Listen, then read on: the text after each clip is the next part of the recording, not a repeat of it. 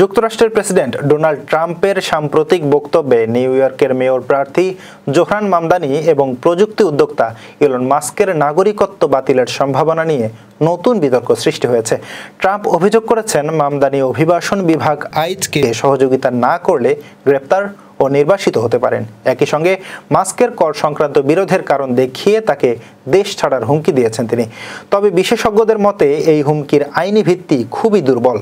যুক্তরাষ্ট্রের সংবিধান ও সুপ্রিম কোর্টের পূর্ববর্তী রায় অনুযায়ী রাজনৈতিক মতাদর্শ বা বক্তব্যের কারণে নাগরিকত্ব বাতিল করা যায় না।